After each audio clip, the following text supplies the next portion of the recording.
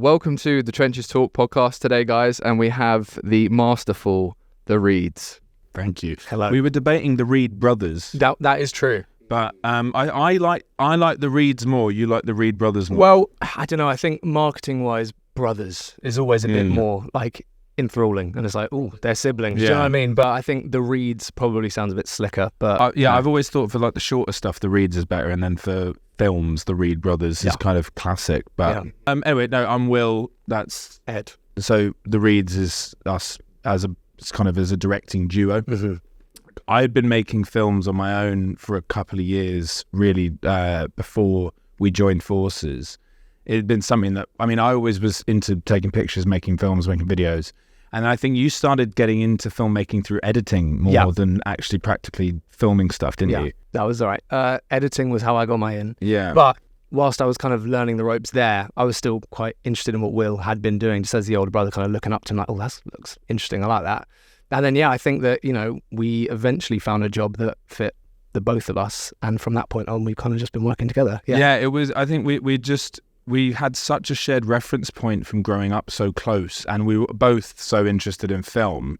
It was interesting now looking back on it, actually, that it took so long to get to the point where we decided to team up and do it. But it was the Nike campaign that we did with the basement. With the basement, it was the first thing we ever actually worked on together as like a duo. Because by that point, it was actually more out of practicality than creative decision. Actually, I think it was because we could both shoot. Yeah.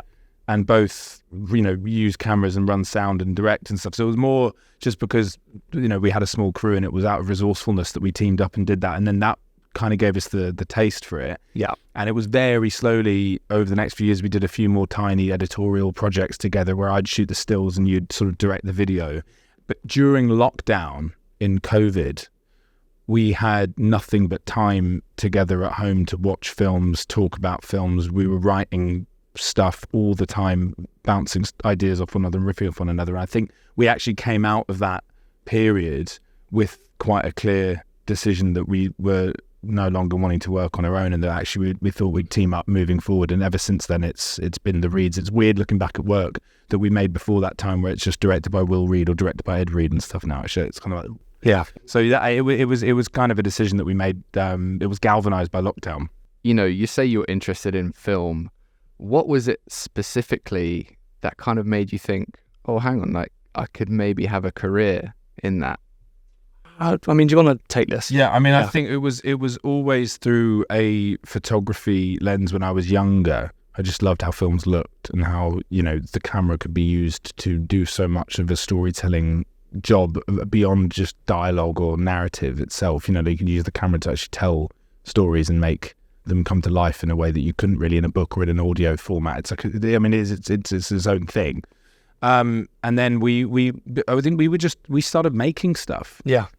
I think it is just classic stuff. Home videos that really got us into that. Yeah. And then that kind of, I guess, set the foundation for, I guess, our love of working together as like kids and making stuff that would make our parents laugh. But we'd watch something, and this is what I mean, kid brain being like, oh, I really like how that looks and feels and makes me feel when I watch it. And then we'd get the old, like, the high-8 camera out of the cupboard and just shoot an approximation of, fucking Titanic or something. Yeah. And kind of like see these nice stills and then work back, try and make them. Reverse engineer that. And, it was just, we've got hours of footage of home movie camera stuff that we made when we were very young that's awful, but quite sweet in the sense that it's, you can hear the cogs turning in our heads as we're making all this stuff to try and figure out what a sequence is or how you cut something together and how structure works in a very childish way, but it's there, and it's just been I think we've just had the bug for it ever since then, really, just capturing stuff. We're kind of in I know I definitely am like an incessant documenter of things, and that extends to stills and also just filming stuff on my phone constantly, just archiving everything. I carry this camera with me everywhere, and like that's just purely out of a sense of not wanting to miss a moment. I think that's what's nice about film, is that you can capture stuff, really beautifully forever in that. And that was where it started for us, filming stuff. Yeah, for sure. I remember Well, yeah, I've got those same home movies, and I did a bit of stop motion as well, obviously with Lego. Yeah, and then, I was right there. Yeah. yeah, like, and Windows Movie Maker. That was Shout it. out. Yeah. Shout out. That, like, they didn't realize when they were making that they were inspiring the next generation, like, for sure. Well, it's just about giving people the tools. I Yeah, guess. that's the thing. And I think, one of the worst days in my childhood life was running back from filming something on one of our first digital cameras that could do horrible, but, video. Yeah. Video. It was about the size of a postage stamp in resolution. Loading it into the computer and cutting this thing. I'd spent hours on it, but then not realizing that you had to copy the media off the card. And I think I'd taken the card out to put it back in the camera, and I'd gone back to the computer and the edit was just gone. Heartbreaking. Worst nightmare. Heartbreaking. Yeah. But yeah, that is the beauty of having that sort of shared reference point, starting point, isn't it? Yeah. 100%. And I think it is probably quite a universal experience in a way for anyone that's in our game. But it's nice. That's just being a product of a filmmaker in growing up in like a more digital age. It was sort of less of a barrier to entry to it. Versus when you watch something like The Fabelmans and get the sense that obviously that was all film and borrowing machines to splice all that together and projecting it. There's a lot of romanticism about that, but there isn't yet about doing it in the digital age. But I think that's just as sort of poignant for a lot of people nowadays. Well, I don't know. I think on social media, you do see that there's a massive trend in like that nostalgia for early noughties digital stuff. Like a few years ago, it was film cameras all the rage. And now it is like, primitive digital cameras, which people are obsessed with. And I think that's now kind of transitioning into filmmaking as well. I see a lot of people on Instagram who kind of run those nostalgia accounts. It is old kind of VHS high 8 tapes that are now kind of really coming back. So it is that era that a lot of people understand as getting them into film with kind of Windows Movie Maker and stuff. People who are our age, I guess it's starting to be romanticised more now, that era. But, That's it. Maybe time to bust out those home movies. Hey, I reckon so. I mean, we digitised them all. Yeah. So we could. I watched them gleefully. Yeah. It's very funny. How do you go about making contacts when you first, when you're like young, fresh? How do you guys kind of navigate that space? That is a Will question right there. He knows. Yeah. He knows what happened. The reason why I'll say that, though, is because this whole kind of brother duo directing thing, and I've said this when we've been speaking to other people recently, I mean, I feel like for all brother duos, and this is, I'm just speaking from personal experience, but I think it is all dictated by the elder sibling, because at the end of the day, they're the one who are born first and they get to decide how they're going to treat the new infant in the house. And I think from day one, he was just excited to have me. So I think that our friendship and our shared interests, which, maybe to some older brothers might be a bit annoying that their younger siblings copying them, but for us, it's always been a good thing. Yeah. So when it came for me to get into the industry, because Will had already made the contacts, it was like he kind of really picked me up and just brought me along, and it's kind of turned into this beautiful thing. But how did you make those contacts in the first place? Yeah, I mean, I dropped out, as I said, the whole reason that I dropped out of the film school I was at with any confidence that I could continue working in the industry was because I'd already sowed the seeds of relationships at post houses and production companies that I'd been doing little bits of work at while I was doing my A-levels. And I remember there was a period of time just after I'd initially moved back to London from uni where I was going into Soho every day for like a week or two with CVs and just handing them out at the front desks of Pulse and Partisan and Academy and Blink and, all of the big, at that point, the massive commercial production companies, because I had like a CV of work that I'd done with little bits with all of them over the years while I was at college. And then eventually got a job as one of the in-house runners at Blink. And that was an amazing 2-year stretch of just being adjacent to all of, at that point, they were like the hottest on the block for adverts. And Colonel Blimp was their music video imprint, and they were doing really, really cool work with a lot of the more interesting young directors that have now come up in the game and are massive commercial directors and stuff. So that was a big area of my life where I got a lot of hands-on experience, and then obviously had a lot of FaceTime with industry professionals that I then networked with and then kind of got on other jobs with. It's always this sort of daisy chain of just you do that, then you do that, then you do that. And if you're good, you can really figure out like a little network of people around you. And then slowly over time, while I was working there as a runner, I was still working on my own directing work and photography work. And I think there was just a point, I can't even think about when exactly it would have been, where the balance switched between being a runner and just having my own work overtake that in terms of what I was doing more of. But it happened, and then that was what became the foundations for our whole thing. I think, I got in with The Basement, started doing work with them. Massive shouts to them for that whole era of both of our lives. And then actually, I remember because I was doing some work with them, and then you came on board to shoot those Supreme Drop videos with them. Oh yeah, that was me. Every Thursday, new drops. Yeah, and then that was really like a massive fundamental part of it for both of us. So, and then it grew from there, and then you do other things, you get other jobs, you know, your work gets around a bit. I mean, it's that, you know, that's kind of a tale as old as time thing. I think there is really only one way to do that, which is just be present and hustle and network and meet people and tell them what you want to do and what you're about. And if they give you a chance, do good things for them. And then, you know, you kind of prove yourself enough to get the next thing, and it goes from there. Yeah. When you were working with these first initial jobs, did you know who you are and what you wanted to do, or did like natural events happen that kind of forced your hand? I think I definitely thought I knew what I wanted and what I was about. You don't. Yeah.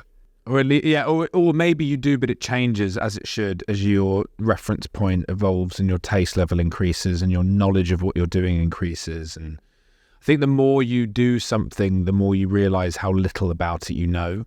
And potentially there was sort of this naive bullshiness that came from the whole, like, I dropped out and I came back and I'm making my own way and I'm doing this all on my own. And there was a bit of not a chip off the block thing, but definitely, you know, we don't come from an industry family.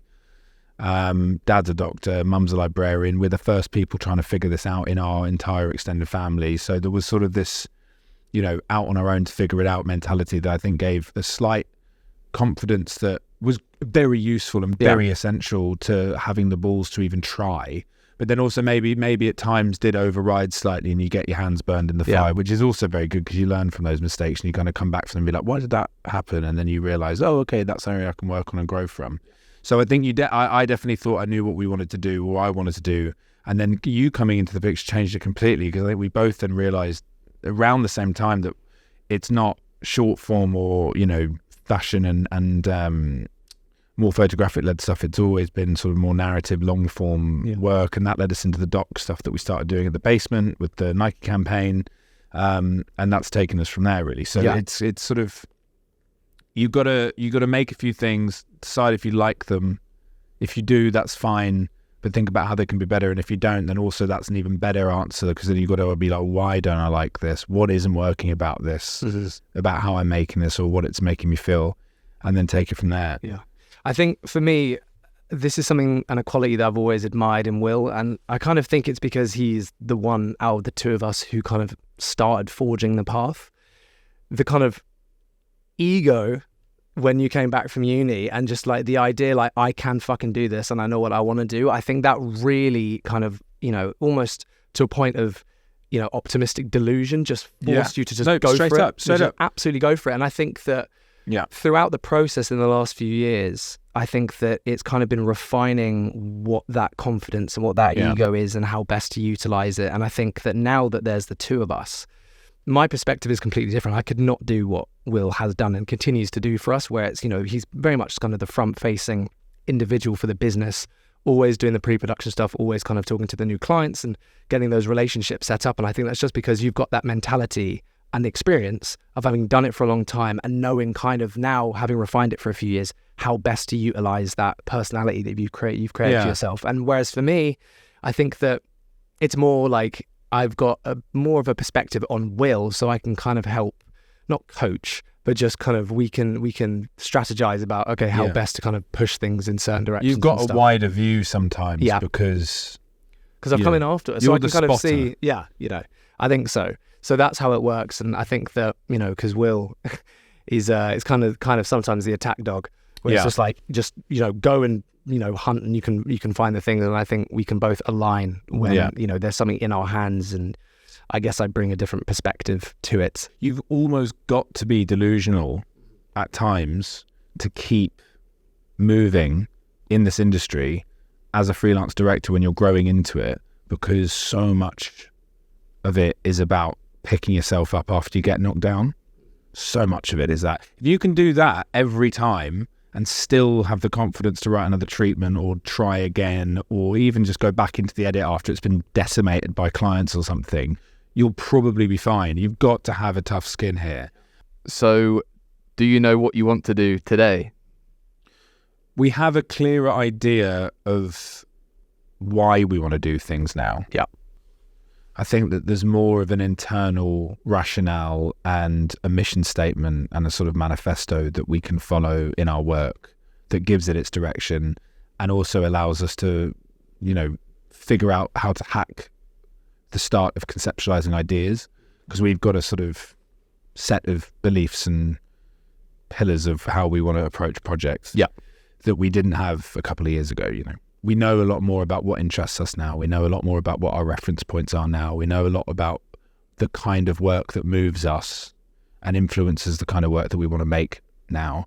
But you never know what you want to make in a specific way. Obviously, films, but within that, it's sort of the idea comes from somewhere out in the blue and hits you in the head one day, and then you know that you want to make that thing.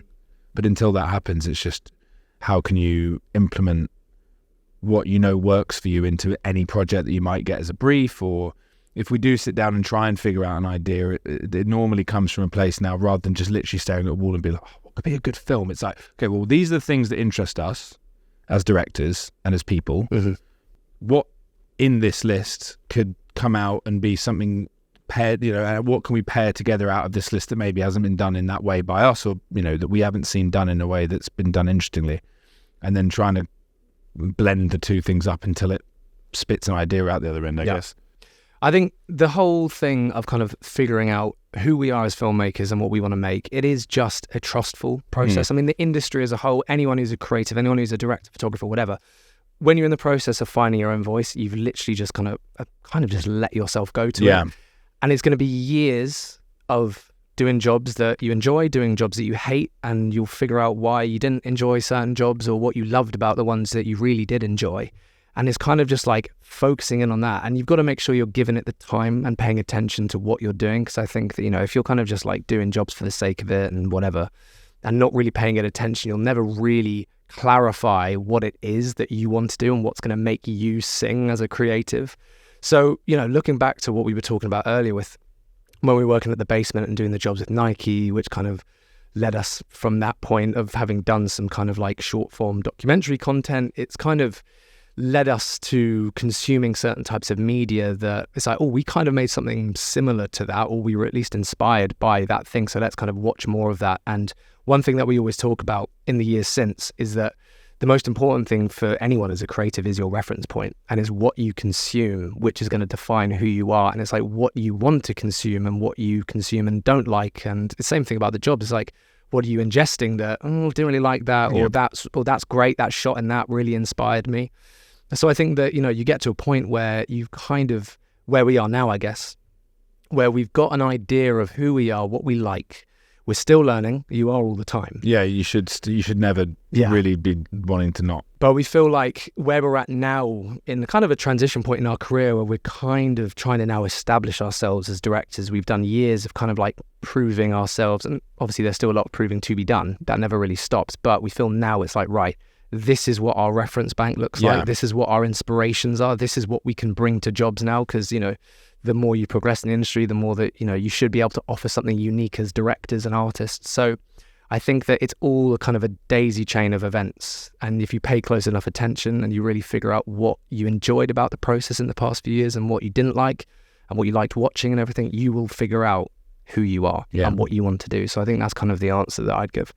I think we've got a much clearer self-image now about who we are as directors and what motivates us to make work. And like you were just saying, it's that reflection period after a job when you either say, okay, that went really well, why? Or I didn't enjoy that or what we've made, why? It's always the question of why, because that's going to lead you to the answer of like, okay, we'll do that differently next time, or we'll develop that further next time, if it was a good thing. It's just you've got to keep an eye on how it's making you feel. Yeah, for sure. And then can you like pinpoint a certain moment when you realized you had to kind of brand yourself yourselves? Like you know, you had to say, you know, this is kind of my style. This is who we are. Yeah, definitely. I think something that really comes to mind is when we finished the first of the 2 documentaries that we made with Cole Buxton. The process of making, you know, both of those films was fantastic for us. But the first one in particular was, again, fresh out of COVID lockdown. So we'd been ruminating and kind of thinking about what we liked for months. And then finally this project kind of landed in our laps, and it was one of the most kind of creatively fulfilling things we've ever done. And I think we really had a big reflection period after that. We were like, we loved the process of making this. We loved kind of our rapport on set. We loved the kind of stylistic choices we made. And I think that's when we were like, okay, this kind of more like long form storytelling world that we've been in for the last few months, like that is what we want to do, because it made us feel like so good. When things go wrong, you've got that burden all on your own shoulders. You've got no one to share the load with. He trusts me and I trust him. We trust each other's ambition, and we always have from the start. We shouldn't be opening a shop, but we've just gone and done it because he thought, you know what, fucking hell, like, we could actually do this. Essentially, a hoodie and a pair of sweatpants has somehow got us here to where my postcode's fucking W1.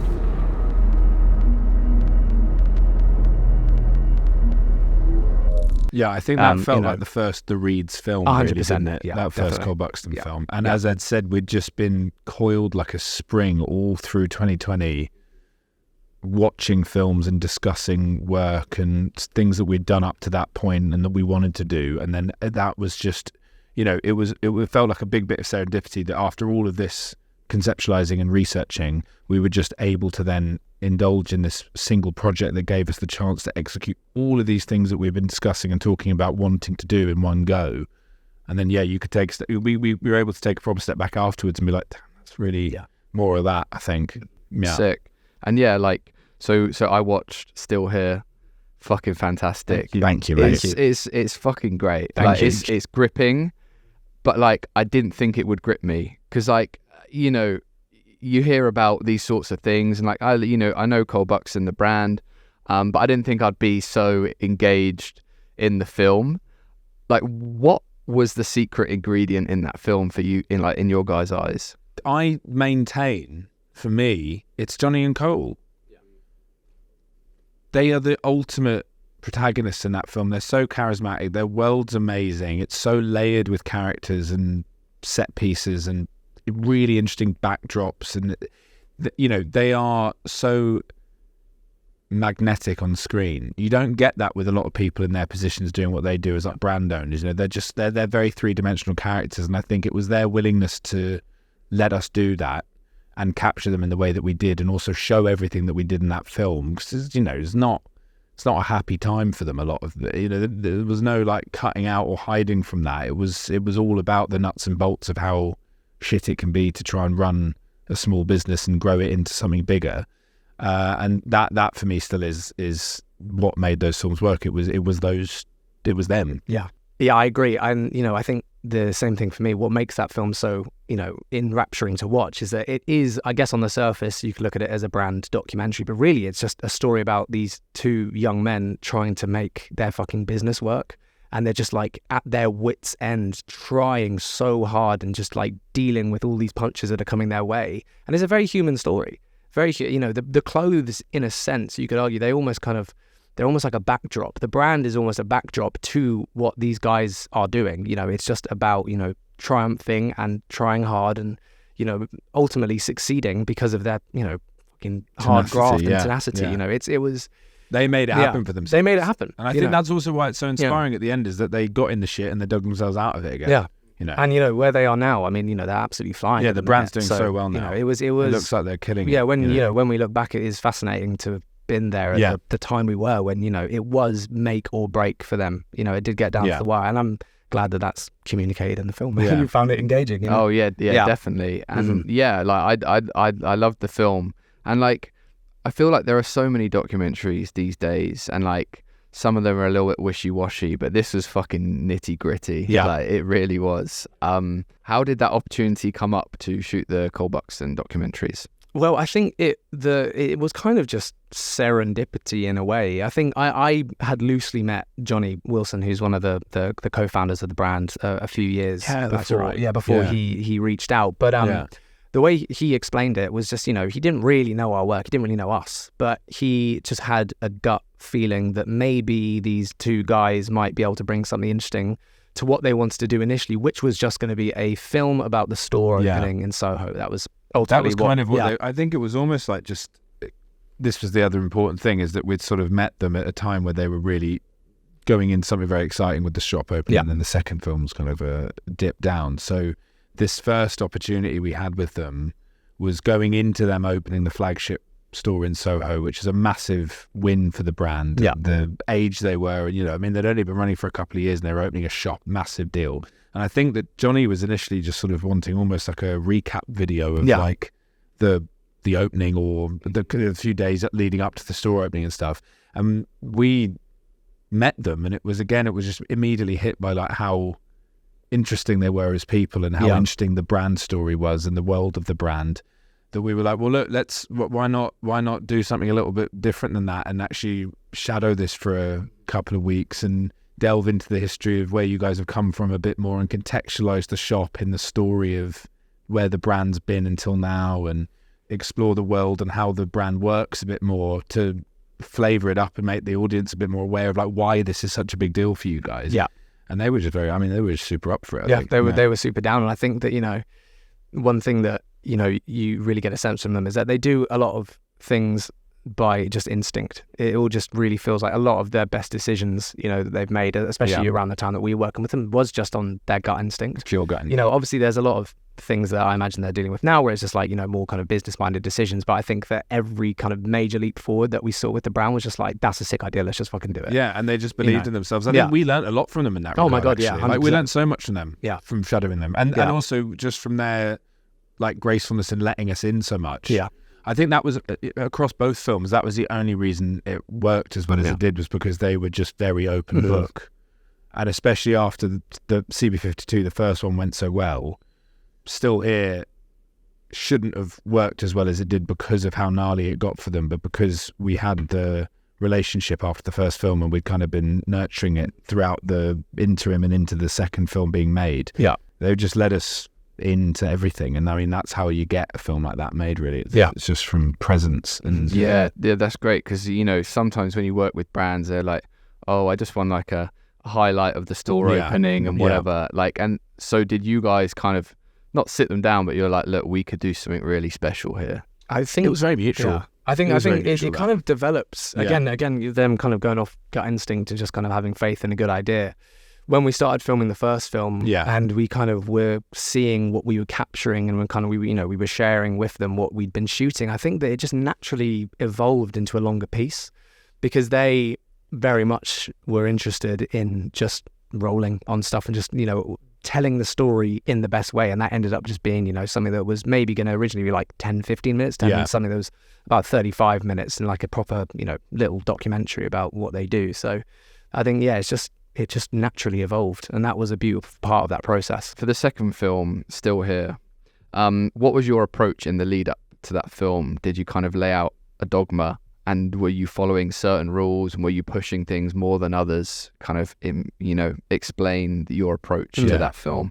I think that for that one, what was interesting is that at the time, after making the first film and being kind of inspired to do more like longer form bits of work and kind of moving into that territory, when we came back to do the second one, we were thinking that maybe we should try and structure it a bit more and kind of use the world that was so interesting in the first one and kind of maybe nudge it in certain directions and maybe try some different things and different filmmaking techniques and maybe even try and direct some stuff more to maybe up the scale. But I think that was an important lesson for us, because that didn't actually work. No. And it wasn't a favourable way to work with the lads either, because ultimately, making those films, we are at our best when we're just shadowing them. Their world is interesting enough. It doesn't need any embellishments at all. So I think we went back and started filming the new project with them, and I think pretty quickly it became apparent that the new approach that we were taking just wasn't working. So really, it kind of just took a kind of self-reflection moment to be like, what worked about the first? Yeah. It was just us. Yeah. Whack mics on them. Yeah. Roll camera. And let them go. Yeah, literally stay in the background Yeah. and roll. And that was basically what allowed us to, make the film in the way that we did. It was just kind of being present and just letting their world unfold, basically. I mean, I think it was super important for us to sort of, make that mistake. Oh, big time, yeah. You could call it a mistake, because not only did it remind us about what was special about the first film and what is special about them as people in terms of what they let us do with the first film, which is just be present to everything. But also just generally, like, I think that it's not everything needs to be that scripted and controlled. No. But that was kind of the dogma that we wanted to bring to it, actually, was try and find a middle ground where we could let them exist in the world without any crafting or shaping around it from our side in like a filmmaking way, but then still capture things in that cinematic language that we'd set up for the first film, because that was we never wanted either of them to look like documentaries. I don't think either of them do. They kind of look more like drama films. So that was sort of the dogma in a way, actually, was that they, as little as possible, and I'm sure that they probably think we still did a bit too much at times, but that, little as possible involve ourselves with what they're doing and let it happen, and then we just have to fucking know where to be to get what we want out of it, in a way that they're not even realizing how we're shooting stuff as much as possible, And I mean, they were very gracious in letting us do certain things that definitely helped the cinema language of the film come together, but we definitely started with a lot more intention behind how we were making the film and had to dial that back to a level that worked for them and us in terms of how we could get stuff that still looked really interesting and beautiful and not like a documentary, but didn't impact them as much 100%, because at the end of the day, we're there capturing their work day, so they don't really like they're already like their mental energy is stretched thin enough busy with all the chaos that was going on in the film. So us like being like, can you like chat to them about that or something? I was like, fuck off, no, which is completely fair, and that was a great learning period, and it was just all about that dogma that we eventually landed on. It helped craft that, where it was just like, we will be present and we will shoot it in the way that we know how to shoot, and it will all unfold and it will be interesting on camera. And I think that the reason that we kind of wanted to shoot it in that particular way, and it is, I guess, because we had that appetite for making fiction film. And we realised that the way that we could shoot it and make it still feel like a fiction is if we were just, present and capturing everything and just hiding in the background, because, a lot of the language of documentary today and the documentaries that people are quite familiar with, and it is, the classic talking heads with archive footage, with stuff like that. And I think that's in a large part because language. Because a lot of the documentaries that are getting made today are retrospectives. They're documentary about stuff that have happened in the past. And, a lot of them are absolutely quality and brilliant, but we were in an interesting position where what we were documenting was happening in real time. So you can do a bit of, I think we've got an expression, it's like curated reality. It is real, but it's happening. It's cinema. It's like going back to cinema verite, like French New Wave films, very low budget narratives that are sort of made by a director and a tiny cast, and then they go out and shoot things that are like documentaries in the middle of Paris or London or something, and there's no permits, but they're and you're not sure if it's real or not.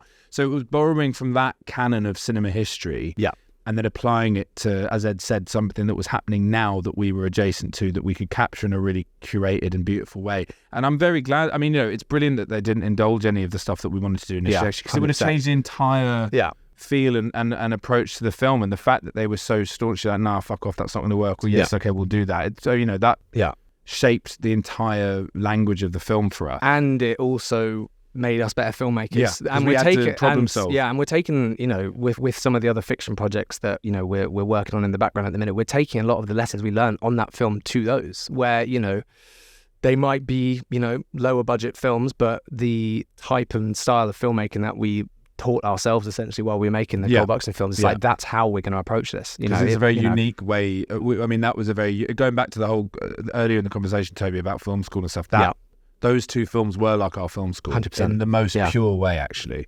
And I think that they've given us a very unique approach to stuff and a workflow that's quite unique to us.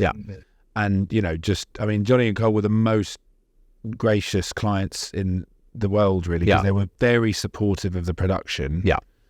and then just understood that, you know, I mean, I don't think they had any edit notes for either film. I think in the entirety of working with them, rare thing where someone they had one note. Yeah, I think it was one note. Yeah, and that was it. And I mean, for something of that scale and that with size, that much of them on screen, you know, the fact that they trusted us to kind of do that, and whether or not it was, you know, trust or just they were happy with it, whatever. But you know, they were. It was such wicked experiences, man. When you have a film like of that scale, at the end, like, what do you do with it?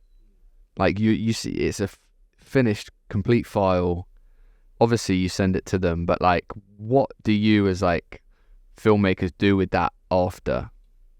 Toby, we're still figuring that one out. I think it's an interesting question though, because I mean, we had, again, going back to how brilliant Johnny and Cole were with it, not only did they just sort of let us film the most traumatic couple of months in their business lives yet, we then premiered the film when it was finished at the Prince Charles Cinema in Leicester Square, which was a fucking amazing night. You know, having that, doing a, like, you know, proper DCP of the film on the big screen. It was beautiful, looked amazing, sounded great. Yeah. It was a very validating. It was a very validating moment. Validating. And then the film released online later that year. It's got like over 100,000 views on YouTube, which is pretty mad as well, considering it's like an hour and a bit long. And as you said, it's like it's a documentary about a small fashion brand. Like, people shouldn't be that interested in it, but obviously they've got a credible fan base who watched it immediately. I think it's kind of had a little bit of a life of its own because people have just found it and have been interested in it because, you know, it's gripping. Yeah. But then, for us, it's like, you know, obviously, as Ed was saying earlier, we want to make long-form fiction. We want to get into, you know, at some point in the next 5 years, we want to be making a feature film or at least like a couple of really well-developed, well-made short films. Yeah. You know, making those films and proving to ourselves that we can do something of that scale, even just between the two of us, is a really validating thing. And I think it's all just it's a calling card. It's like, it's a statement of intent rather. Yeah. It's like, this is what we want to do. You make the work you want to make. So we've made those in the hope that it will then pay off eventually, just in terms of someone else trusting us to tell a longer story at some point, or giving us the funds to make a feature film or a short film or something. And it's about just kind of, I guess, finding the next story. Yeah. Particularly, you know, in documentary that we really, you know, gel with and that inspires us. And we've got this kind of style sheet now and that's this technique and the language this language that we can bring to it. And ultimately, you know, making that film, you know, as stressful as it got, I mean, it was just such an amazing experience. It was great. I mean, and it should be fun and it should be propelling you forward. And I think, you know, whilst at the minute, as Will was saying, you know, we're ultimately still kind of figuring out as directors, like, okay, how do we scale this? Like, what's the next project that might kind of ignite our passions in the same way? But, you know, it is just, you know, a really fun thing that we made. Yeah, it was really, really good. Yeah. One of the best things about that film as well, because it was such a long form, not even a long film, because it took such a long time. Mm-hmm. Your entire life has such a direct purpose. Yes. Yeah. In your like work life, I mean, that was very satisfying. Yeah. You kind of just you're not worried about anything else. You've got one thing to focus on, and it's very satisfying just getting up and knowing what you've got to do every day, and actually, and also the fact that we're making something we really believed in. Yeah. You can totally see why feature directors, when they get into the swing of their careers, are just finish a project and then immediately want to start another one and get into development on the next thing, because they just love the way that it brackets your life, I think, and envelops you for that, you know, year or 18 months or 2 years that you're making a feature at that scale. It's a beautiful place to exist, I think. So I think let's chat about one of your music videos. Sure. If that's all right. 100%. So we've gone from the documentaries to the music video to promos, yeah. Yeah. I'd love to chat about Hollywood by Legs. Yeah. Super sick film. Thank you, film. When did you guys I say film, it's a music video, but it is a film. Yeah. Well, yeah. When did you guys shoot that one? That was 2021. Okay. It was a second Legs video that we'd done. Yeah. Again, came from a place of frustration that we weren't able to make a short without a purpose, you know. Yeah. Doing it as a music video, there's a bit more purpose, and you can sort of slip a film in the back door there and actually get away with it a bit more. Yeah. Because, I mean, Legs as a band, they're very open to just any creative ideas that we've had with them in the past. They've been super up on board with it. And we were like, look, well, why don't we make something that is a bit more narrative and not a music video format here? A lot of the time you see music videos that are short films as well. It's kind of like a short film that's had the song slapped on top of it. And I think we wanted to make something here that was very much like working with the structure of the tune, because it's in 3 parts anyway as a song. It's a very oddly structured song, but it's also a very, cinematic song. So it lent itself really well to this kind of horror movie or, weird supernatural vibe that we wanted to bring to it, with the idea of this, screenwriter being sent off into a remote part of the countryside to have to make a first draft of a screenplay in a week without any excuses. And I think it was sort of a film about creativity under pressure, which would come out of the end of like quite a long pitch cycle on commercial work and promos. Been doing that for about 18 months when we wrote this film, and just felt that, you were getting a brief in every week or a couple of briefs in every week, and having to try and hit a deadline to come up with an idea and a treatment and make it work to the budget, and it felt very hamster wheel.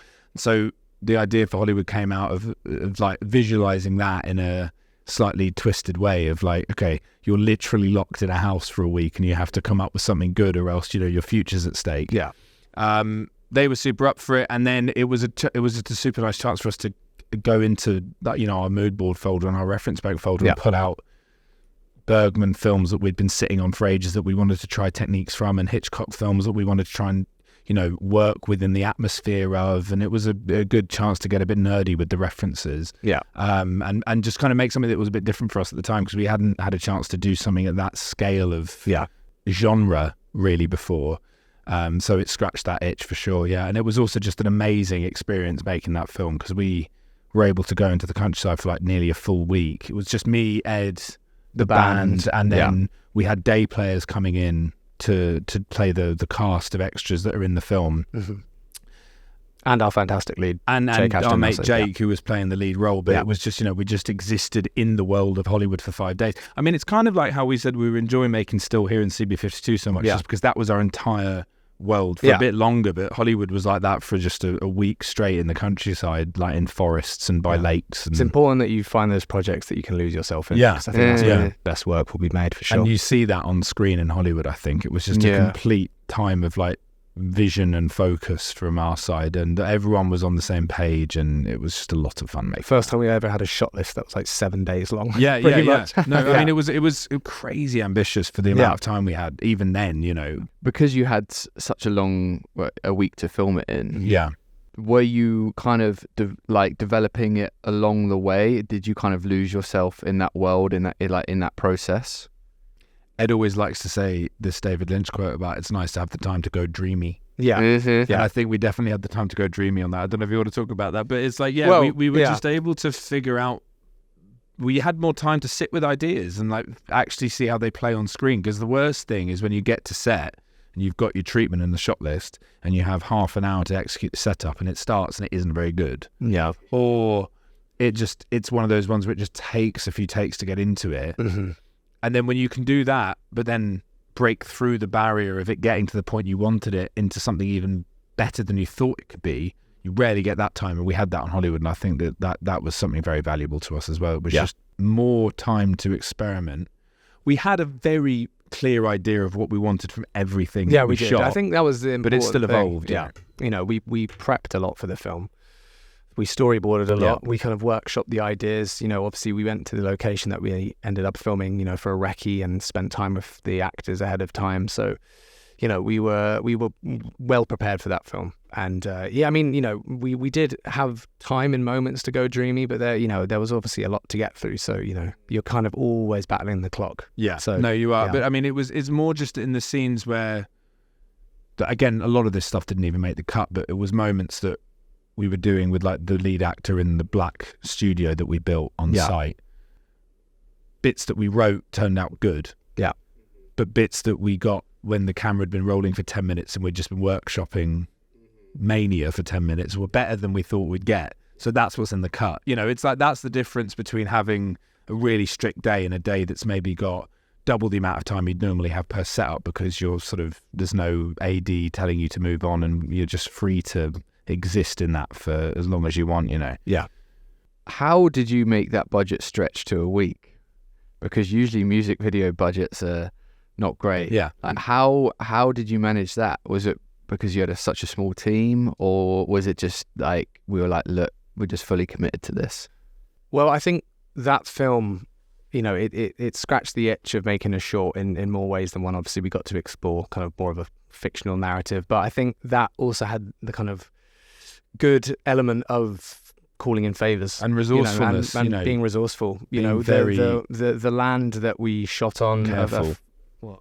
No, I mean being very careful with money. Sorry, yeah. I think we're like careful. Don't say something. Oh no, but just being very careful and like selective with where you spend the money. We've got a family friend who had a bit of land that we could shoot on, and that obviously shoots amazingly well in Suffolk, and stayed on the land. We were able to do that. So I think that was what made the process so beautiful, because it was like, damn, like we are really kind of living that. It was proper type of Swallows dream, and Amazon shit. We were like, we're calling in favors. We're technically camping, and just making it work. It was fantastic. Yeah. And so we hired a small amount of kit from VMI. They've looked after us many times over the years. Love them. Yeah. Loaded a van up, drove to Suffolk, unloaded the van. The van went away. We were then in a cottage with like the actor, the band, me and Ed, for a week with lights and stuff, and then we were all just like running around that land, setting up scenes and lighting it, and then we were just doing it all ourselves. Yeah. It was great. just very. I think that to answer your question, there was no secret to it. It was just time and resourcefulness. It's like that impossible triangle. You can have something good and cheap if you have time, but you rarely have all three. But we did in Hollywood, and that's how it got made. And just a lot of figuring stuff out ahead of time, troubleshooting ahead of time in development and pre-production, how to execute certain techniques that we wanted to bring to the film, so we weren't wasting time when we got there trying to engineer stuff. Is that we knew what we were going to do and how we could be strategic about how we were shooting stuff, and then fix things in post or build things out in post. And it's just, it's kind of just tricksy normal stuff, I guess, but it was just well deployed fastidiousness. Yeah, for sure. And so that's not the only time you've worked with the band. No. Is it fair to say like a lifelong collaborator? I mean, we've sort of been creatively directing them for the last couple of years. So we've done all of the artworks and the press shots and a couple of music videos for them now. And it's just, they're very, very good friends of ours. So it's kind of just a brilliant, very mutually beneficial creative collaboration with them, because as you can see with Hollywood, not a lot of other, it feels weird to use the word clients, but like clients or artists in the music video world would allow us that level of creative freedom 100%. and support to make something that crazy with them. Yeah. But they did. And then obviously as a result, for a small band from South London, they get, big visuals and sort of films like that for their music videos, but they kind of would otherwise be quite hard to achieve, I think. So it was just, it's just been a very mutually enjoyable thing. I think they've represented something for us that has been important to cling on to, which is just the creative freedom that you get from just working with your friends and really believing in the ideas and just fucking going for it. Because as Will was saying, we've never really had with them the kind of label over us, kind of like micromanaging and stuff, and it has just been a very pure experience. We've had ideas, we've been able to indulge in our favorite references and create some of the best work that we've made in our career so far. So it's been a very good experience working with them. That's amazing, because like that is such a nice way to operate and to execute, like friends going out to the forest to make a film. It's great. That's awesome. But also that it's, again, going back to what we were saying earlier about us using the little film camera to make our first videos at home and stuff. A lot of the time, those stories of doing exactly that and just like shipping off with a bit of kit and just making something super ambitious amongst a small crew is like, that's how every debut's ever made. That we went to see the 20th anniversary of Darren Aronofsky's debut Pi at the IMAX not long ago, and there was like a pre-roll interview with him and Matthew Libatique, the DP, at the start. And it was basically them two making that entire movie themselves. There's some film stock they got from film school and like shooting illegally on the metro in New York at night and building sets in friends' apartments. And it was a proper beg, borrow and steal thing. And then that was, how they made this crazy ambitious film on such a low budget. And I think that it's a common theme that when you really have an idea that you believe in, you can make it work no matter what the kind of logistics of it are. And Hollywood was that. And I know that, if it was a good trial run for us, we were saying, kind of being resourceful, because if and when we do manage to get even a small budget to make just a purely fiction short, we know we can apply that same mentality to it. It's just obviously working in music, there's just an ever so slightly more of a reason for someone to give you money to make something in the first place. That's easier to do because there's more of like a product element to it at the end. But Hollywood isn't that at the same time. I guess it's not very commercial, and it definitely is a short film. But because it was a music video, we kind of could get the funding with a bit more reason, you know. And it's like kind of like we were saying earlier, you know, Hollywood and, you know, shooting with them, it's just kind of come in this chain of jobs and films that we've made that are just, you know, refining the craft and lead us on to the next thing. And it's just, it feels great making those things. So and like you need those opportunities where you do get the freedom to make those decisions you usually wouldn't make. Or that you wouldn't be allowed to make normally.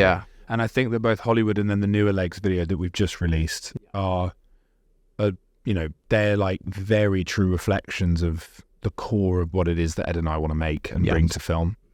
And they were projects that we were very grateful to have in the way that they allowed us to show that. Yeah, 100%. Like, your fingerprints are all over it. And like, I can tell that. And I say that in the best way possible, because I can't tell you another thing that looks like that or feels like that. Thank you, man. No. And like, props to you guys, because it's hard to make things like that these days. Well, I know. I think, but again, man, it's like cameras are smaller, stuff's a bit cheaper. You can make, and that was the thing that we realized with that and the new one, is if you just think about it enough ahead of time, you can pull them off. It just takes a bit of balls to kind of believe in it enough and see it through when it feels like it is a stupid thing. I mean, there were definitely moments on the newer one when I was like, fucking, we're not going to be able to do this. Like, this is a bit, we kind of oversold it here. Very down to the wire, but a lot of things. You know, but it all worked out at the end. It does work out, yeah, for sure. And what did you shoot that one on? So, I mean, this is the big secret. Are you okay? Should we drop the bomb? Yes.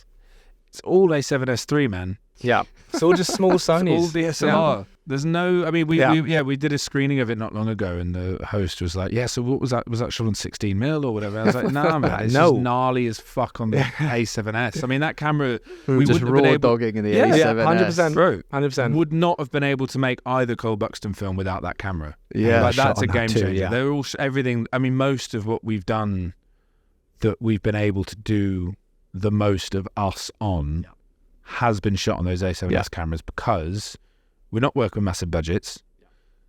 You immediately limit how much you're able to do if you push to shoot on like an Alexa or a Red camera for the sake of doing that for, you know, I mean, whatever.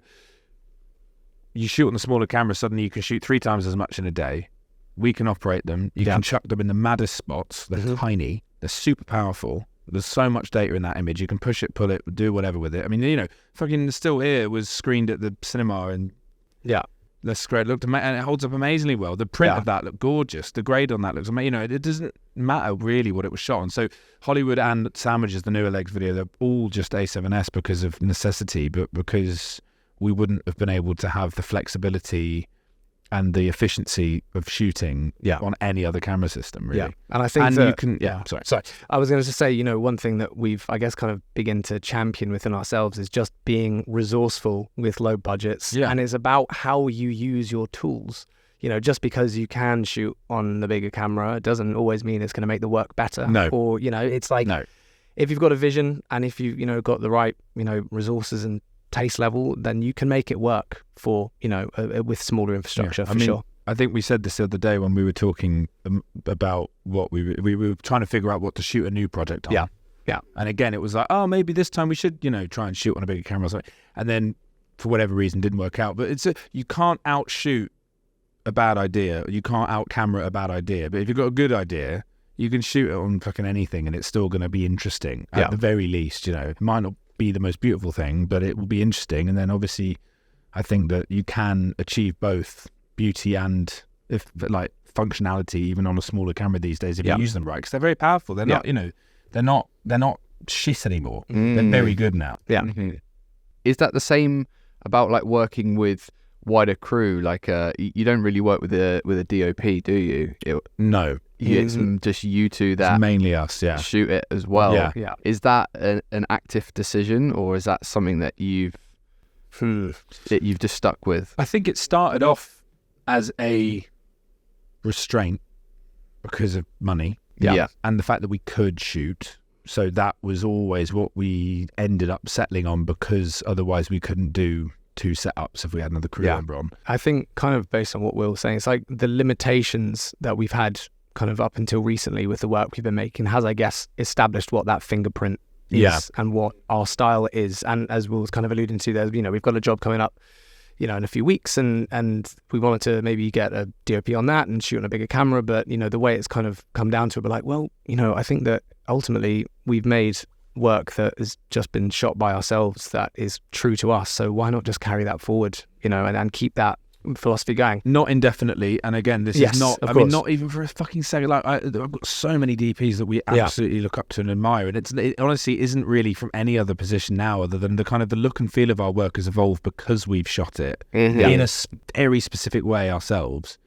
And I just worry that we're not strong enough necessarily in our director's voice to shift from that without it changing the feel of the work completely as well, which is an interesting thing that I think we kind of discuss fairly regularly, is like, if you change the formula now, how is that going to affect what you get out the other end? Is it going to be like, oh, okay, that doesn't feel as good as that, or does it feel different to that in a bad way? Yeah. So we've got a formula that really works for us, and a way of shooting that really works for us.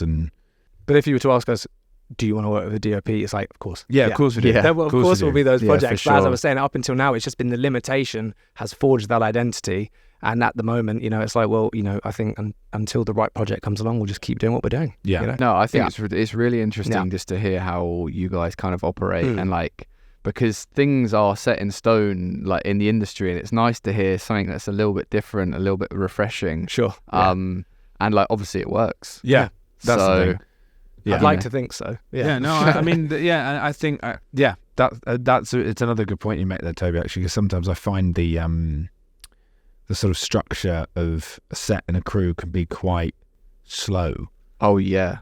I think that's the other thing, actually. It's just a speed thing. Just like being quick on set, man. Yeah. There's a lot of waiting around on sets, a lot of unnecessary waiting.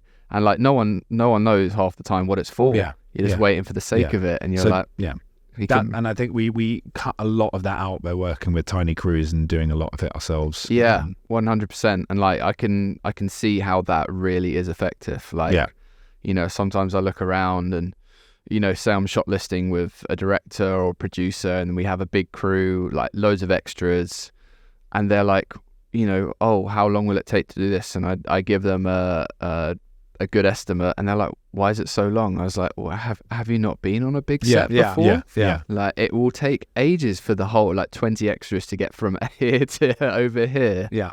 And they're like, oh, well, why can't that be in 5 minutes? And you're like, well, all right, well, you find out. You'll figure it out. Yeah, exactly. Yeah. I mean, I think that's the other thing that you can do big things on screen with small things behind camera. Yeah. And no one ever knows what the behind camera was. Yeah, it doesn't really matter. All that matters is that what's on screen looks good. And I think that's what Sandwiches, the newer Legs video was all about. It's just like on screen, big, amazing, whatever. Doesn't matter that we're literally just us two behind the camera, because no one ever. Yeah, that's not what people see. Yeah, for sure. Yeah, you're so right. It's that, and that's what I have to remind people on set. I was like, it's only what's in the in between the 16:9 frame. Yes, that's what people see. And that's what we should all be aiming for. 100%. And they're like worried about like these other things in the background. You're like, forget it. Yeah. And I mean, that can be a naive thing, obviously, as you start working at bigger scale. It's impossible to do it all yourselves well. But you still, I think the mentality of like the small crew mentality is something that we'll always bring with us. Yeah. Yeah. Because it's about speed and intimacy and focus. And the smaller the amount of people you've got on set, the kind of the better and more you can stay in the moment a lot easier. I feel like you do get a better product out of that. Like things are a bit more intimate.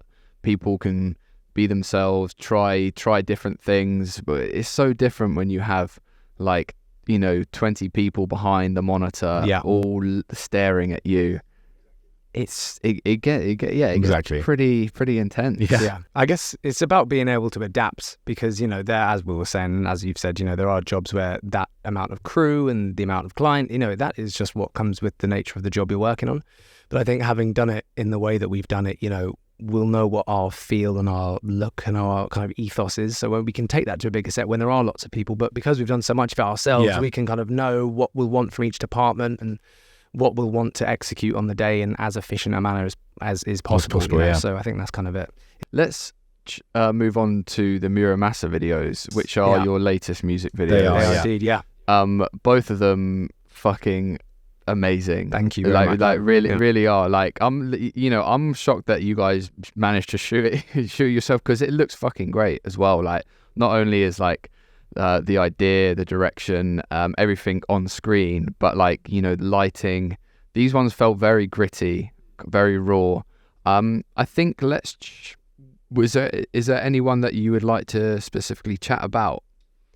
I mean, our favourite one, I think, is Whenever I Want. But then people also have been, more and more people that we've been seeing recently have been like drugs. But I mean, to be fair, Toby, we can actually more or less discuss them as a pair, because they come from the same conceptual egg. Sure. Which is something that we've been very excited by working on these projects, especially with an artist like Mura. Well, yeah, I think actually what brings us onto the Mura Masa videos quite nicely is that we've known Alex for a few years, Mura Masa, and he actually EP'd Hollywood. And he was our executive producer on that. And so we've known him for a few years before we've actually worked with him, but he has, I guess, kind of been interested in what me and Will do as filmmakers, and I guess it was just a really natural progression, because becoming friends with him on a creative level, we've kind of realized that we've got quite similar taste levels and our reference points are quite similar. So when it came to him thinking about this new project he's working on and who he wanted to lead up doing the visual side of things, it was kind of just a very natural, like, well, I guess we already like each other as mates, and we know that we've got the same taste. I mean, he knows, he's friends with the band Legs. That was how that will happen. But then it was through like pitching the treatment and showing the treatment for Hollywood and all the reference points to like Lynch films and stuff. That was when we were like, okay, we like the same films. Like there's a big sort of Tarkovsky, Lynch, Kubrick kind of loving going on. And the other thing that was really appealing about the videos for this new project is that the whole rule and dogma, actually going back to it, that Alex brought to the table, that we really, really were excited to sort of agree on and execute with him, is that he just wanted to do one thing very well, like a simple idea executed very well. So Whenever I Want, the first one that we did, is just the kind of Northern Soul dancehall reference, documentary photography, sort of 1970s flavors, and it's just people dancing, and then one of them in the middle of frames like somehow spinning impossibly. You don't really see the mechanic of it, but they're just moving very unnaturally in the middle of a dance hall, other people around them moving normally. It's great. That's it. Works really nicely as a visual trick. It's fucking great. Works really nice. Thank you. And then with drugs, it's like the stages of a house party and how it sometimes feels when you're in that headspace, just sort of like cutting between all of the rooms in one go, and that's it. That's the video. Simple concept. They're not the music videos. I think the other thing that we all agreed, often they can get over-engineered, too much going on, lots of fantastic ideas, never a shortage of that. It's just often they're not the right place to execute them because of budget constraints, creative limitations, the fact that it's, for someone else, director's ideas you can sometimes feel a director struggling to get their point across in music videos and stuff. So this was like, none of that. We just want to do something really simple, really well, to a high standard, and have fun. That was one of the most important things. That was like the ideas that we should be trying to execute should be enjoyable. You should be able to feel that, and I think you do. And I mean that was all Alex. Like he's a fantastic. I mean, alongside being an amazing musician, he's a fantastic creative director. Like he's a very smart thinker in terms of creative and how to market his music, but also, I mean, he's got the eye and the brain for that. So those, the inception and the seeds of each of those ideas were his, and then we built them out together and developed them, which is another thing we really like doing. I mean, working on music videos can sometimes feel a bit, when you're in the pitch cycle, can feel very transactional. It's like you get song, you write idea for song, you give idea back, whether or not it gets picked up, and then if it does, it gets greenlit. But often there's like a lack of investment there. I've felt in the past between the artist and the director. It's like, you do, the artist goes along with it, but there's no ownership there necessarily, because it's not been a collaborative thing. It's like the director's brought in, and obviously that's a traditional way of doing it, and it's worked for years, and it's created some phenomenal piece of work over the decades. But we've always preferred it when we develop an idea with the person that's then that then the music video is for. Legs is always it's collaborative. all throughout the process. There'll often be, we'll come up with the original idea, but then the band has massive input as we develop the ideas and sign off the scripts and make the thing. And then this with Alex was fantastic because he was like, I've got some ideas, let's develop them together and make them. So that was a lot more fun because then everyone's very on board with the idea, and believes in it a lot more, I think. Yeah. Well, yeah, sometimes though, those things can kind of get lost in translation when you're kind of filtering through management, label, then artist. And then like you don't know what's being said between one group of people, and then something gets echoed, and then like worries get echoed around the group, right? And then it you end up with a very diluted idea. And I think that's probably one of the reasons why we're quite selective about the music videos we do choose to do, is because we want to try and make sure every time that it's a song that we really enjoy. Yeah. And the process of making them is going to be something that leaves us feeling really fulfilled, which, it can happen, but there's probably bigger gaps in between you finding the right projects to do that with than there would be otherwise if you were working more frequently on a lot of other videos. So we're happy to kind of make less music videos, but make the ones that we really know we can sink our teeth into really good. Yeah, for sure. Rather than just having a constant output of them, I think, and it's been very satisfying. Yeah, 100%. And then is that also something that is throughout your work, not just music videos? What, the sort of being selective and being well, yeah, I guess it is something that we've thought about a lot recently, and it goes back to that discussion about when we formed the Reids as a brand. It's like trying to, as much as you can afford to, only take on projects that are really true to you, because you'll make better work as a result. Yeah, if you believe in what you're making and you are allowed to be yourself in what you're making, the work will be better. That's like a fact. It's just, that's the process of making anything, right?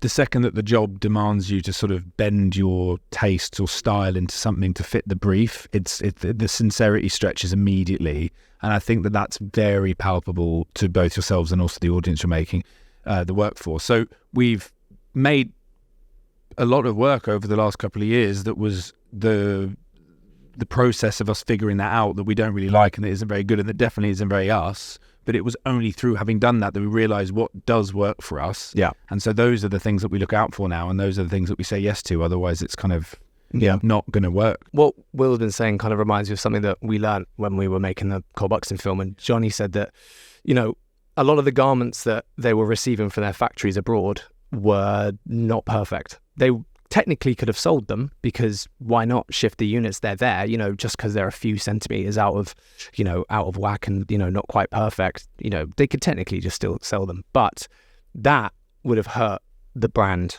and that would have hurt what made Cole Buxton so special, and that perfect fit. Yeah, they were always trying to go quality, for, the obsessive over the quality. So whilst, they chose not to release those T-shirts, even that kind of hurt the business side of things, because there was like £1 million worth of T-shirts ended up not being able to shift, even though they could. It protected the brand, and I think that that's something kind of that Will and I have taken to heart, where it's like, even though we might not be making a lot of work all the time, we make sure that when we do and when we pick those projects, they are going to be the ones that actually really feel like the Reids, and stuff that we can really sink our teeth into. And we're trying to get a lot better at knowing when that isn't the case. And then also, because also it means that when you come to make something, you really want to make something. Yeah. And I think that comes through as well. You've got the energy to really fight the battles that you need to fight every single time you step foot on set, if you believe in the project that you're there for. Otherwise, there's sort of this apathy that creeps in. And this has happened just in the past, where we've just been, there's been a lot of work coming in, but it's all been a bit draining and not really something that we believe in. And then you kind of feel at the end of it, like, what are we doing? What's this? What are we making it? And, so it was a big sort of process recently of trying to pivot everything we're doing to a place of intention first, and knowing what we bring to a project and when we can and can't bring that to a project. Yeah. And then that helps us make the decision about whether or not it's something that's going to be right for us, I think there's a lot of power in saying no when you can afford to as well, because it can help just refine your whole image as a director and as a creator. Yeah. And obviously that's not something that's, it's hard to get to that position. It does cost you. Yeah. Because you're not making as much work, but it does mean that hopefully every time you make something, it's a heavy hitter. Yeah. And then it also kind of retains your integrity Yeah. as a filmmaker, Yeah. because we have friends in the industry who have been offered big artists to work with, and they've stuck to their guns, really tried to work out an idea that fits their world and fits their style, and we've known some people who they just could never find that idea, and they just had to pass. Yeah, they had to pass. Even these though it was a massive massive opportunities, opportunity. It's Yeah. like, this isn't going to be me. Yeah. So I can't afford to, make something that is just going to feel inauthentic, because you will, as the audience, you'll feel that. And also then you end up not really getting anything out of it. You might have worked with a massive brand or artist, but if the piece doesn't feel like you, then you're not being moved forward by that work. Yeah. So it's sort of a Pyrrhic victory in a way. It's like you don't get anything out of it. Yeah. And like, what are your views on perfectionism? Are you perfectionists? I don't know if you can self-define as a perfectionist. No. But I definitely know. know that we try as hard as we fucking can every time we do something that we really want to make it as watertight as we can, and to push the ambition of what we're doing every time, and to push ourselves every time to think harder and bigger and wider about everything. We're very lucky. I mean, we work quite closely with another, I mean, they're kind of like one of the original creative collective trios, Crowns and Owls. Mm-hmm. Who we've worked on a couple of projects with over the years, and we've been close to, and they've sort of mentored us over the years. Mm-hmm. We're very lucky that they were the people that we ended up being in that position with to get mentored by, because they're so focused on drilling themselves to be better every time, and their work ethic is just second to none, and that's massively rubbed off on us. So it's not trying to be perfect for the sake of it. It's just like, how can we make everything across this project as good as we can possibly make it every single time, and never compromise, and never on your vision. compromise as little as possible. And then obviously every time you do that, you reinforce that in yourself, and then every time you do that, you get better at doing that, and it grows very naturally from there. But never be apathetic about anything, because every single part of a production or a project actually does matter to the whole piece. You can't let anything slip. And they really taught us that. And I think that's something that we've taken on board massively as being something that's just very important to us now, is like, you can have, even just the things like, small things like just styling or production design elements not being quite right. And that's not something you can overlook. It has to all be fucking perfect. 'Cause otherwise the whole thing isn't perfect. And it's less good because of that, You have to have your eyes over everything. Mm-hmm.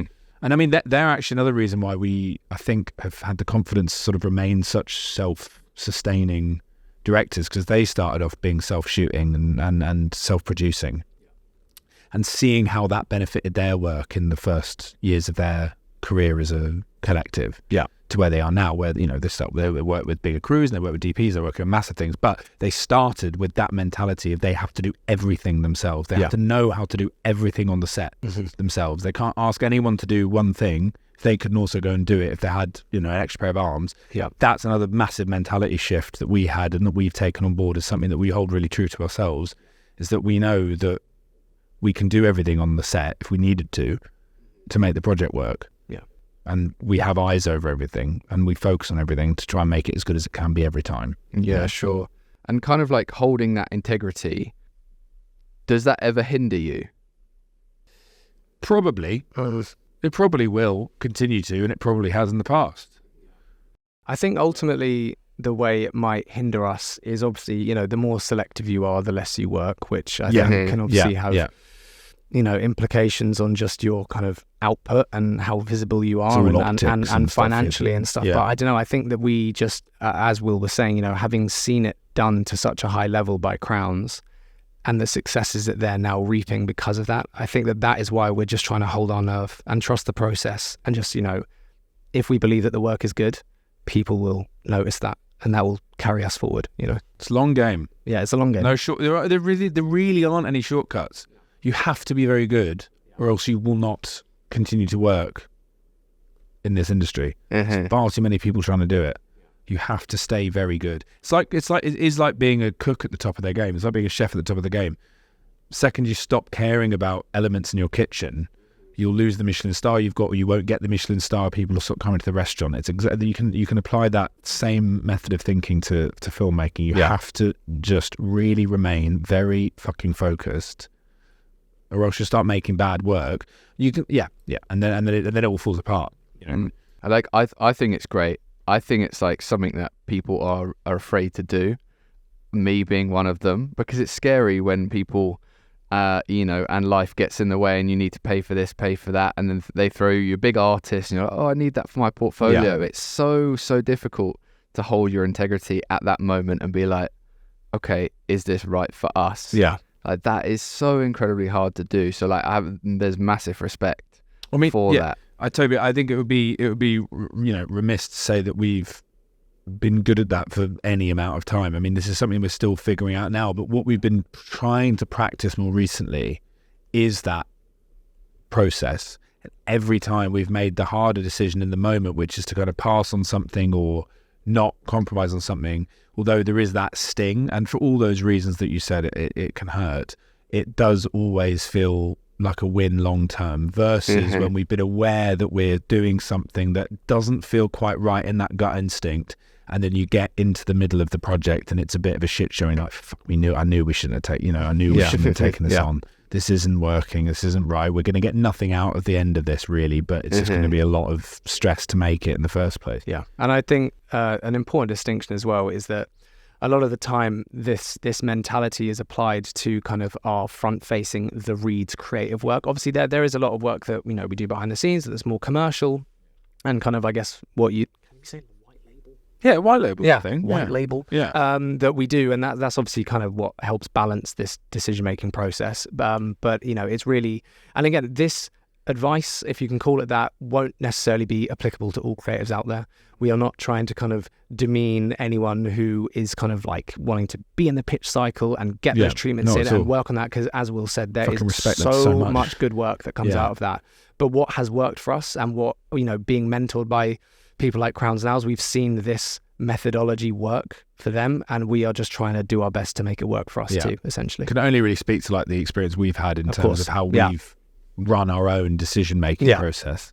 But as Ed said, like, you do loads of freelance editing work and stuff. It's just, I think what we mean when we talk about being selective isn't so much that it's everything. It's just the projects that we know we're going to cut and bleed ourselves for, and the ones that are really going to be the ones that you want to like die on the hill of. They have to be right, or else it's going to be a lot of yourself gets taken out for no gain. So that, they have to be the ones you really back. To give that much of yourself to them, For sure. And so, like, how do you go about finding those opportunities? Do you pitch, or is it people coming directly to you?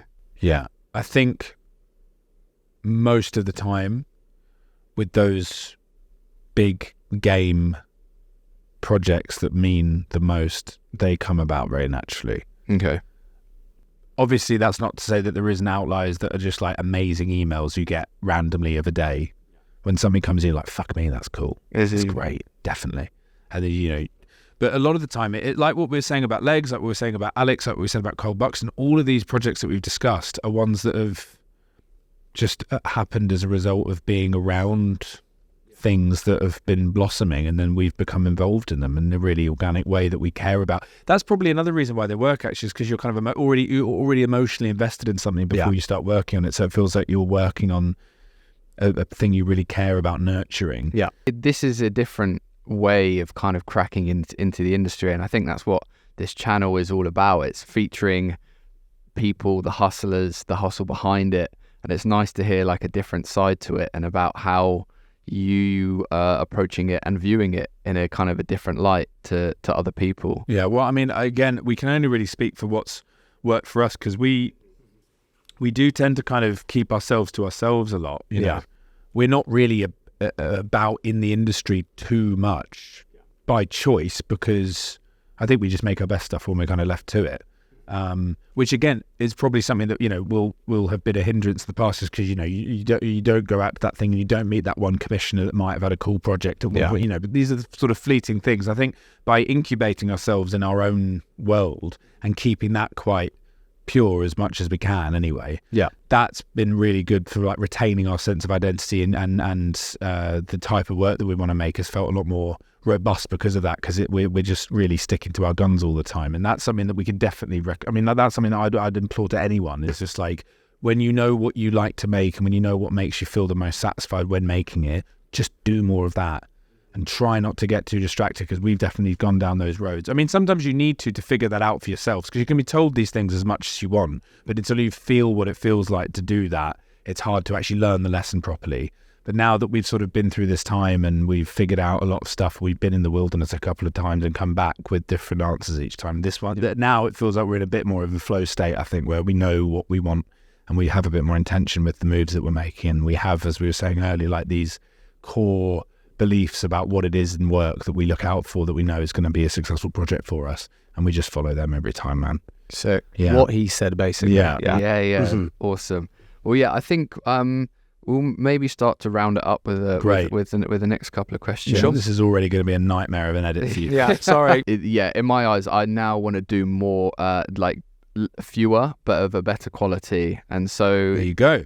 That's like I feel like I was doing one a week right at the start. Yeah. But that was just to get people's attention, just to be like, get it in people's feeds. But now I feel like I can maybe take a little step back and kind of host better quality content, and just one a month kind of thing. Can I just say something quick? And I think you kind of touched on something even just then that is an important thing for us to establish in our kind of mentality. Yeah, is that at the start you were doing more episodes to grab the attention, and now you're kind of at a place where it's like, okay, I can kind of sit and ponder about what I want to do, how many people I want to get on. And I think that's really important for us to make clear about this whole perspective that we've got at this point in our career. At the start, there was a lot of that kind of like, we need to do, like, you just need to hustle, you need to work, you need to make loads of different things, you need to fail forward, you need to kind of like figure out what it is you're doing. And then when you reach a certain point, I think for us, it's like, this is why this mentality is working for where we are now. People starting out and people who are like needing to get the work in, establish who they are, figure it out, kind of like earn the money from the jobs and kind of get them to a place.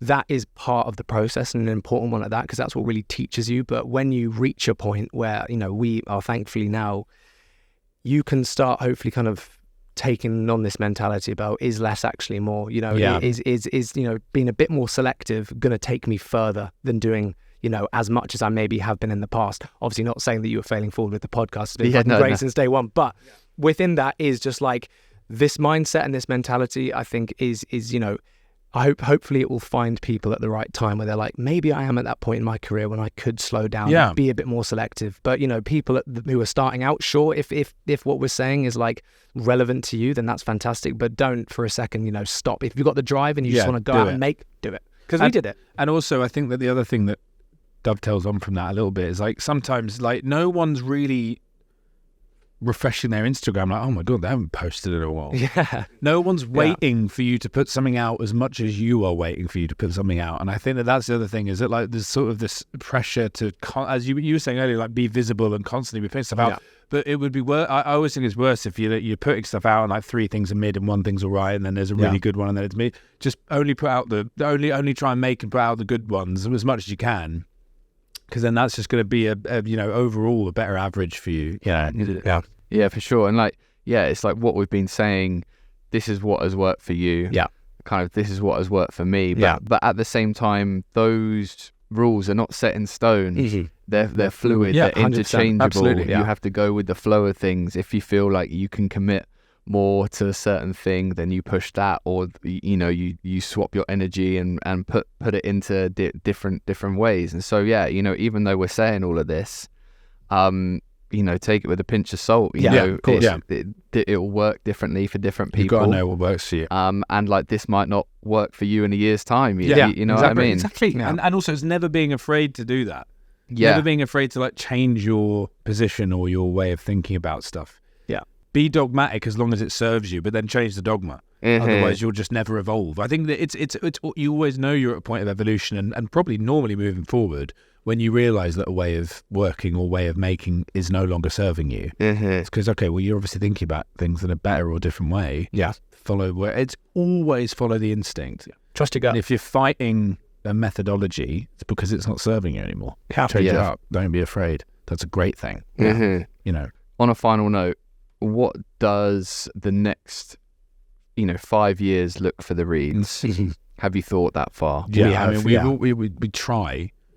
That just very quickly before we answer this, I think there's something else that we used to be so plan orientated. Do this, this, and this. That leads to this, this, and this. That leads to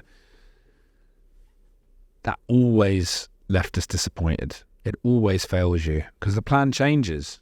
The plan changes all the time. We'd planned to make. We'd been working really hard to we were like storyboarded. We were crewing up. We were in production, pre-production on a short film to make at the end of 2020, and then obviously COVID was happening, and it was very hard to get off the ground, and that was devastating. But then the first Cole Buxton film came, and we were so geared up to make something, we just plugged in and made that instead. That wasn't part of the plan. That took us in a completely different direction for the next 3 years, basically, to where we are now.